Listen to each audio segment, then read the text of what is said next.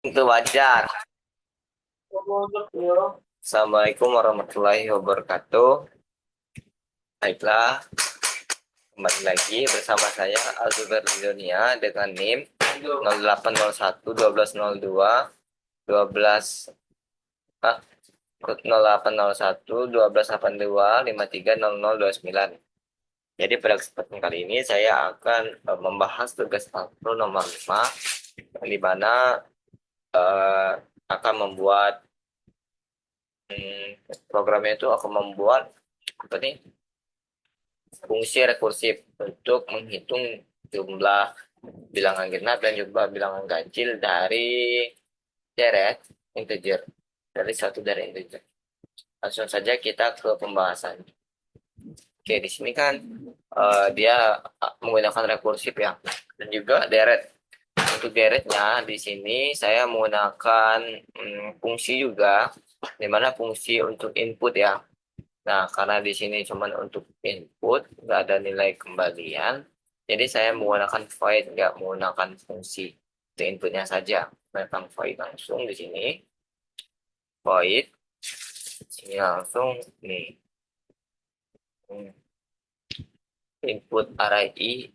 Untuk input array i di sini kita masukkan n-nya, n-nya di sini untuk indeks, untuk indeks dari ini si array. Di sini indeks untuk array n. Kemudian kita akan input nilai dari array n tadi itu sudah ditentukan indeksnya ke void array n tadi, void input. Nah, void input. Nah, di sini. Kemudian di sini programnya dari sini akan menjalankan yang ini. Yang di sini fungsi void input tadi dijalankan, sudah kita input dari array ini, kemudian dia lanjut ke bawahnya. Di sini dia akan mengecek pada fungsi utamanya. Di sini dia jalan ke nih, jalan ke fungsi jumlah genap rekursif, yang dimana dia akan sini parameternya, parameter kayak di sini parameter aktual, kalau nggak formal pokoknya di sini dia langsung masuk ke sini, ke parameter parameter formal atau aktualnya yang pada jumlah genap rekursif. Lanjut, nilai array array tadi sama n tadi sudah dapet kan. Nah, di sini dia masukkan ke sini sesuai dengan yang sebelumnya. Kemudian di sini ada tambahan parameter, ini mana indeks. Ini sudah ada nilainya, jadi kita nggak perlu kirim dari sini, kirim dari apa tuh, kirim dari fungsi inline-nya. Jadi kan karena ini untuk menggunakan rekursif, ada tambahan indeksnya, ada tambahan parameternya. Sini kita melakukan, program akan melakukan yang ada di dalam fungsi jumlah genap rekursif ini nanti. Apa Gus? Kemudian di sini dia akan mengecekkan apakah nilai indeks, nilai indeks jadi sama dengan nilai n. Jika benar, maka nol. Nih, maka nilainya akan nol. Nah, kenapa seperti ini? Indeks ini maksudnya dia ini kan sama kayak untuk untuk apa tuh, yang sama kayak nilai n ini, atau indeks dari array sini. Jika dia sama dengan n, kan array itu kan dia tuh kurang dari n, kurang dari n. Dimana berarti jika dia sama dengan n, berarti kan nggak ada nilai lagi tuh, alias di sini nilainya nol gitu. Itu yang untuk penjelasannya ini. Kemudian dia akan mengecek lagi jika ini tidak benar, tidak benar, tidak jalan, maka dia akan mengecek di sini apakah array index dan ini array indeksnya tadi kan berapa nih. Ini bisa kita pakai else, tidak bisa. Array indeksnya yang di sini itu kayak tadi kan ini indeks 0 kan, mulai karena mulai dari 0, sini habis dibagi dua, misalnya kita input deret itu, deretnya dari awal tuh kayak dua awalnya kan, misalnya indeks awalnya pada indeks pertamanya, indeks kosong, maka dia kan habis dibagi nol. Nah, di sini dia akan melakukan menjalankan di sini. Jadi nilai dari array indeks tadi itu 2 akan ditambah dengan jumlah genap rekursif array n indeks plus 1. Nah, jadi indeksnya ditambah 1 di sini. Dan arraynya ya tetap di sini. Dia lanjut ke atas, maka pengecekan lagi. Saya tidak bakal ini lagi. Nah, jika dia jika dia tidak memenuhi ya ini alias bilangannya itu bilangan ganjil, kan dia nggak bakal dijumlahin tuh. Maka dia nggak akan ditambah di sini. Nggak akan ditambah di sini. Nah, dia akan lanjut lagi ke nilai berikutnya. Nanti nilai berikutnya itu dengan menggunakan ini. Nah, dia panggil lagi fungsinya dan indeksnya ditambah 1 lagi. Sini, kembali lagi ke sini.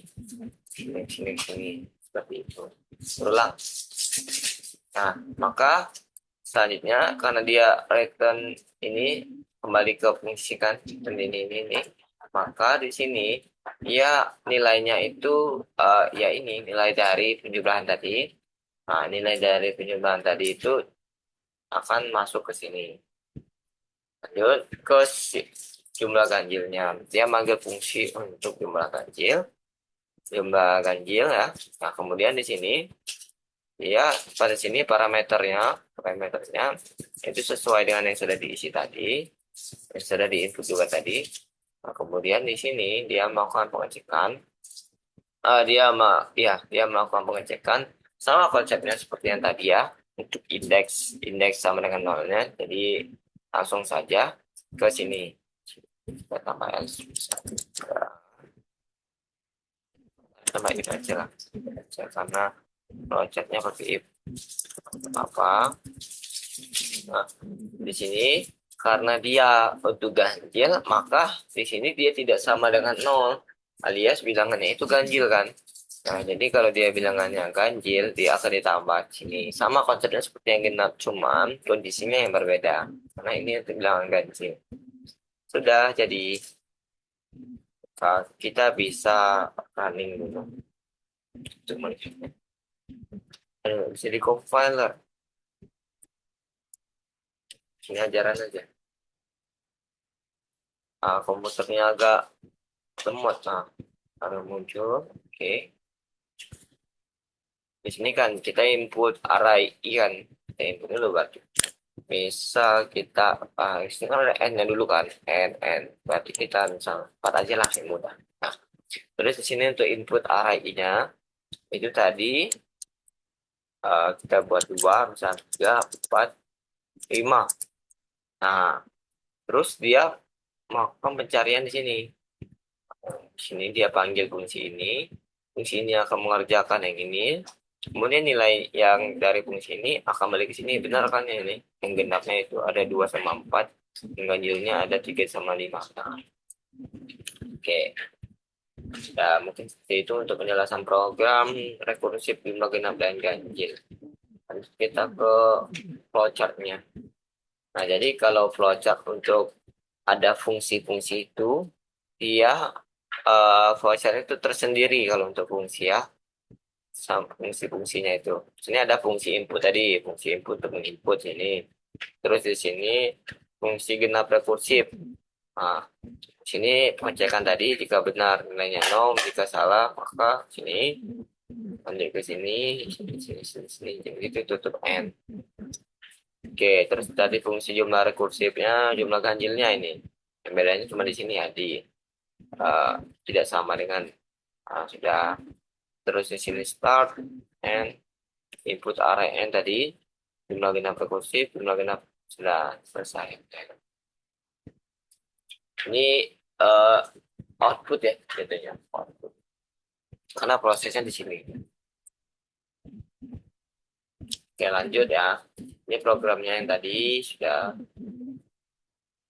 Nah, ini untuk strukturnya pesan variabel dengan array indeksnya itu sampai 100 tipe integer, kemudian n integer, proses input var array of n integer. Jadi ini lagi variabelnya lagi i integer begin. Nah, di sini melakukan perulangan. Aduh. Ya, ini akan melakukan perulangan. Perulangan di sini, mana tadi? Nah, perulangan di sini itu dari ini prosedur input kan. Ini yang bukan perulangan lagi, ini as. Ini kan prosedur, void itu kan prosedur ya, prosedur. Jadi ini prosedur input. Nah, di sini untuk input array.